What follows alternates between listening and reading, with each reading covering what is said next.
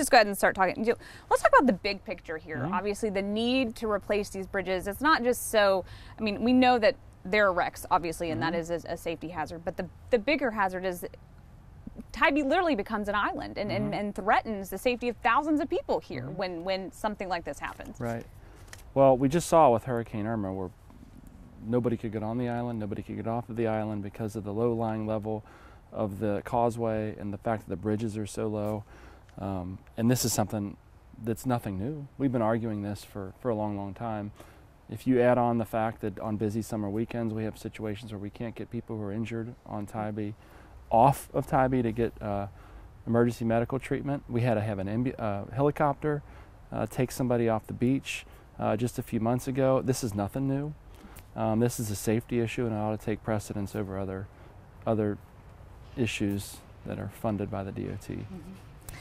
You met with Mr. Jay Roberts, didn't you, a couple of years ago? Or? Yeah, I've met with Jay several times. Okay.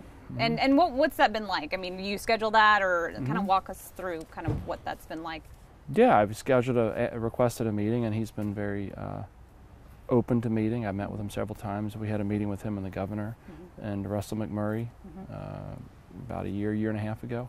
You know, what my attitude has been is just to keep pushing, and eventually the squeaky wheel will get the grease. And Jay's listened. You know, we've gotten further along relative to the studies and some of the preliminary engineering that needs to take place, but the big push is going to come once all that's done to get this funded. Do you think that obviously this needs to be pushed even sooner? I mean, 2026, that's almost 10 years before construction can begin. Well, yeah, it's frustrating because what we were told just a few years ago was that construction could start 2018, 2019, or 2020. And what I've heard recently is it's been pushed back to 2026.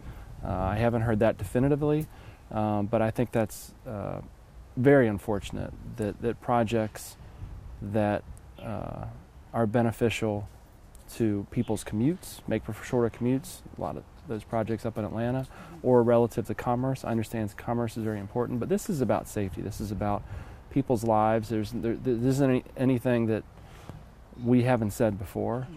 It's well documented. It needs to get done. It needs to get done now, not in 2026.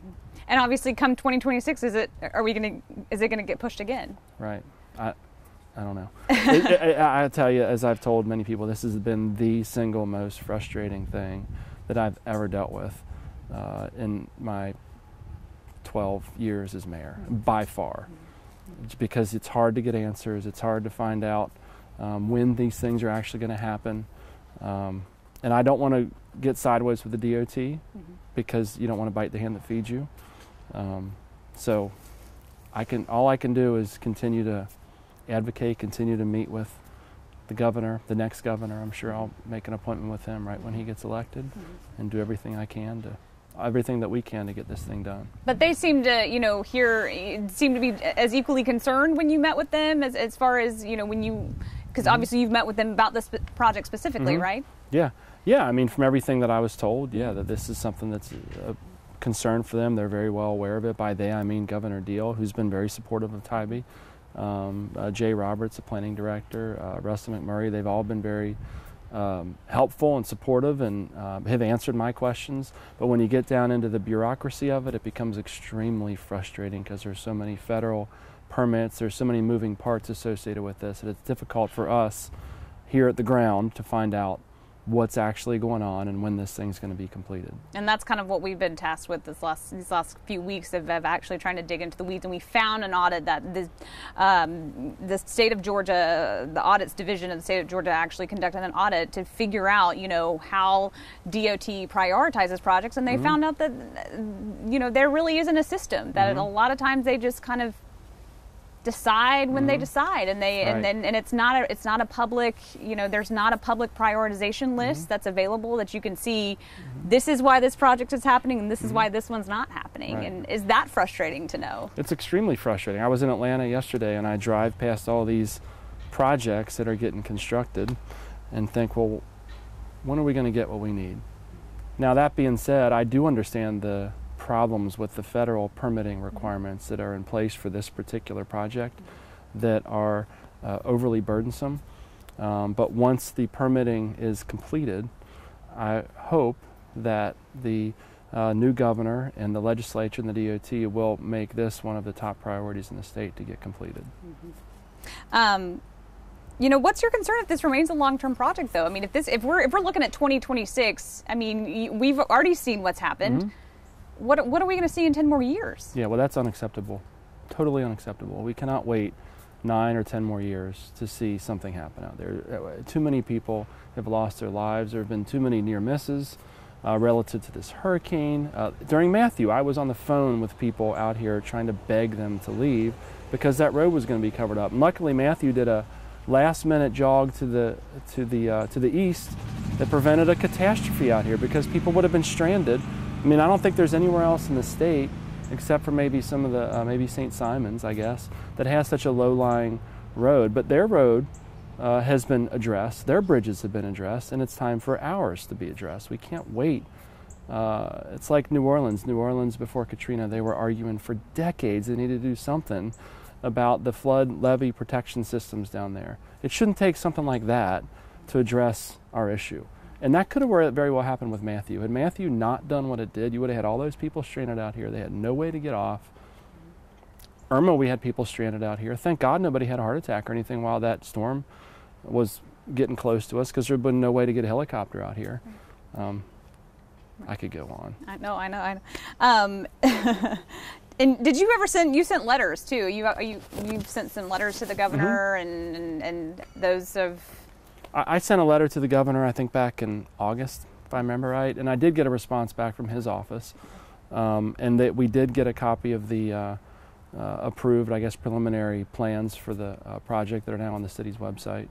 But really the real push is going to come once all of the permits are approved to get the money, because this is going to be, right now they're saying $100 million, but I'm sure it'll be more than that. I'm sure you feel like a broken record, don't you? Yeah, most frustrating thing I've ever dealt with. It is unbelievable to me that something like this has taken this long to address. This thing should have been done 15 years ago. Anything else you want to add? Oh, I got one. They did some recent repairs on the bridge. Do you think that's just a Band-Aid, or I mean, it'll help, but it's not going to solve the problem ultimately. And I do appreciate that they are recognizing that there are some things they can do between now and the time the project is constructed to help out. They're going to do a repaving project where they're actually going to raise the road in some places up to 8 inches, from what I understand, which will really help with the king tide situation, with the flooding that we've had more frequently. It wouldn't have helped with Irma. Wouldn't have helped with Matthew, but it'll at least help with those high tides, abnormally high tides that we have. So they are I think the DOT officials are responding to our needs, but the big issue is going to be, once the permits are issued, where are we going to get the money from? And I would like to think that this would receive a top priority ahead of some other projects that don't involve safety. Knowing that there's a project, a $157 million project to widen a portion of I-16 that was identified just last year, that's going to happen, and it's going to be completed before we can even think about construction. Yeah, that's frustrating, but I also know with that project they don't have the bureaucratic, overly burdensome, ridiculous requirements to get the project constructed. This is one surrounded on all sides by marsh. It goes over navigable waterways. There's historic resources. It's owned by the Park Service. It's a state and a federal highway. It's in county jurisdiction, not city. Mike could go on. This is the perfect storm of bureaucratic red tape, unfortunately. And then you just add the fact that it's hard to explain why some projects get priority and some don't. Yeah, I mean, what I have been told again is that this project is set to be constructed 2019 time frame, give or take a year. I'm going to tell you right now, I looked it up. It says right now on the website 2026. Yep, and that's the answer I got back when I spoke to some people after I sent that letter to the governor, and I expressed my extreme displeasure that they were pushing this back, but I was told that's not set in stone.